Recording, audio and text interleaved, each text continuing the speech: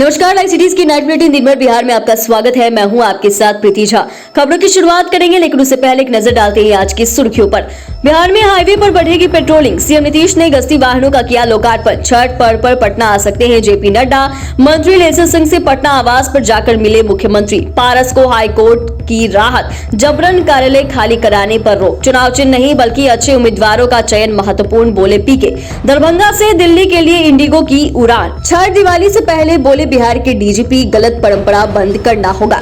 Awadh Assam express train में बम की अफवाह से भगदड़। औरंगाबाद में शिक्षा विभाग की बड़ी कार्रवाई। बक्सर में जमीन विवाद में वार्ड पार्षद के बेटे की हत्या। और अब खबरें विस्तार से। मुख्यमंत्री नीतीश कुमार ने सड़क सुरक्षा एवं निर्बाध यातायात व्यवस्था के सुदृढ़ीकरण के लिए 38 राजमार्ग गश्ती वाहनों का लोकार्पण किया। इस अवसर पर मुख्यमंत्री ने 38 राजमार्ग गश्ती वाहनों को हरी झंडी दिखाकर रवाना किया। मुख्यमंत्री ने राजमार्ग गश्ती वाहनों के लोकार्पण के पूर्व उसका निरीक्षण किया है और उसकी कार्यप्रणाली के संबंध में अधिकारियों से जानकारी भी ली है। इस अवसर पर जल संसाधन विभाग के मंत्री विजय कुमार चौधरी, मुख्यमंत्री के प्रधान सचिव दीपक कुमार, विकास आयुक्त प्रत्यय अमृत सहित अन्य वरीय पदाधिकारी उपस्थित थे। मुख्यमंत्री ने वाहनों के लोकार्पण के पहले उसका निरीक्षण किया और उसकी कार्यप्रणाली के संबंध में अधिकारियों से जानकारी ली। बता दें कि इन गश्ती वाहनों को इमरजेंसी रिस्पांस सपोर्ट सिस्टम के डायल 112 के संबंध में किया गया है, ताकि आपातकालीन परिस्थिति में भी इन वाहनों को घटनास्थल से अविलंब भेजा जा सके। इस बार बिहार में छठ पूजा की छठा को देखने बिहार बीजेपी के राष्ट्रीय अध्यक्ष जेपी नड्डा आ सकते हैं। छठ पूजा के मौके पर भगवान भास्कर से देश और राज्यवासियों के लिए बेहतर स्वास्थ्य और खुशहाल जीवन की विनती करेंगे। इसके साथ ही वो कई राजनेता के घर जाकर भी छठ व्रती माता बहनों से आशीर्वाद देंगे। भाजपा सूत्रों से मिली जानकारी के अनुसार इस बार छठ पूजा के मौके पर पार्टी के राष्ट्रीय अध्यक्ष जेपी नड्डा बिहार आ सकते हैं। जेपी नड्डा 7 नवंबर को शाम 3 बजे पटना आ रहे हैं। इस दौरान वह गंगा घाट जाकर छठ व्रती माता को अर्घ्य देंगे। इस दौरान उनके साथ बिहार के मुख्यमंत्री नीतीश कुमार भी साथ होंगे। यहाँ दोनों नेता स्टीमर के जरिए अलग अलग गंगा घाटों में छठ पूजा की छठा को देखेंगे। मुख्यमंत्री नीतीश कुमार ने मंत्री लेसर सिंह के आवास जाकर उनका हालचाल जाना। मंत्री लेसर सिंह पिछले सप्ताह पूर्णिया में एक हादसे का शिकार हो गई थी। उनके हाथों में फ्रैक्चर आया था। पूर्णिया में हुए उपचार के बाद लेसर सिंह अब पटना लौट आई हैं और घर पर स्वास्थ्य लाभ ले रही हैं। सीएम नीतीश ने उनके आवास पर जाकर मुलाकात की और स्वास्थ्य की जानकारी ली। पहले जब 25 अक्टूबर को लेसर सिंह हादसे का शिकार हुई थी, तब भी सीएम नीतीश ने फोन पर उनका हालचाल जाना था।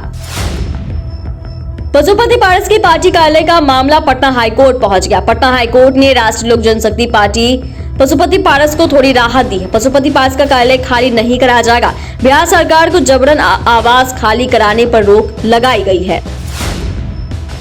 जनसुराज पार्टी के प्रमुख प्रशांत किशोर ने कहा है कि चुनाव चिन्ह का मतलब नहीं है, बल्कि बिहार में बदलाव और सही उम्मीदवारों का चयन अधिक महत्वपूर्ण है। उन्होंने कहा कि चुनाव आयोग द्वारा जो भी चिन्ह आवंटित होगा, हम उसे स्वीकार करेंगे। जनता तक हमारी बात और हमारी मंशा पहुंचाना ही महत्वपूर्ण है। जनसुराज के नाम से जो भी उम्मीदवार चुनाव लड़ेंगे, उन्हें हम चुनाव चिन्ह के आधार पर नहीं बल्कि उनकी योग्यता के आधार पर जनता के सामने प्रस्तुत करेंगे।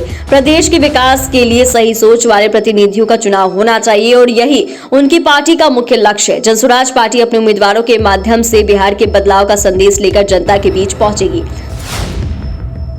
देश की राजधानी दिल्ली और आर्थिक राजधानी मुंबई के लिए दरभंगा से हवाई जहाज की सुविधा में विस्तार होने वाला है। दरअसल इंडिगो ने दरभंगा से इन दोनों जगहों के लिए हवाई सेवा देने का निर्णय लिया है।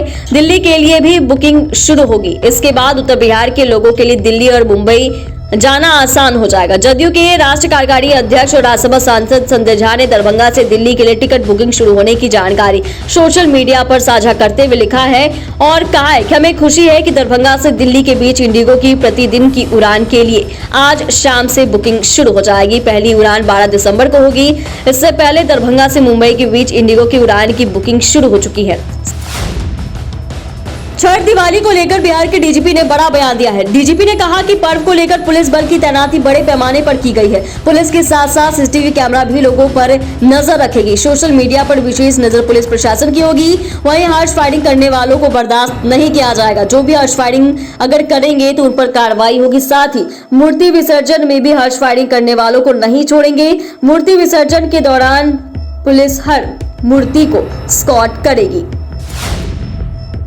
मुजफ्फरपुर के लालगढ़ में डिब्रूगढ़ जा रही अवध एक्सप्रेस ट्रेन में बम की अफवाह से भगदड़ मच गई। यह घटना सुबह के समय तुर्की और रामदयालु रेलवे स्टेशन के बीच हुई है। बताया जा रहा है कि ट्रेन के S1 स्लीपर कोच में एक बैग में बम होने की अफवाह फैली, जिसके बाद कचाकच भरी ट्रेन से यात्री इधर उधर भागने लगे।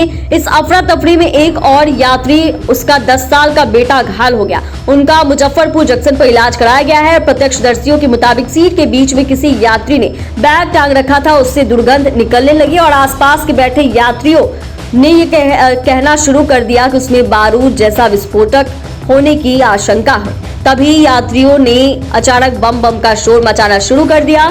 इससे कोच में सवार अन्य यात्री भी सहमगढ़ भागने की कोशिश करने लगे। हालांकि आपको बता दें तो यह केवल अफवाह था। बिहार में 3 शिक्षकों पर शिक्षा विभाग का खतरा मंडरा रहा है। बता दें आपको, तीनों की नौकरी खत्म करने का आदेश दिया गया है। मामला जिले के हसपुरा के वित्त रहित विद्यालय देवचंद सिंह उच्च विद्यालय डिडीर का है, जहां 3 शिक्षकों को योग्यता के अभाव में सेवा मुक्त करने का आदेश दिया गया है। आरोप है कि विद्यालय के तत्कालीन प्रधानाचार्य नियमों को ताक पर रखते हुए अपने तीनों रिश्तेदारों की नियुक्ति करा दी थी।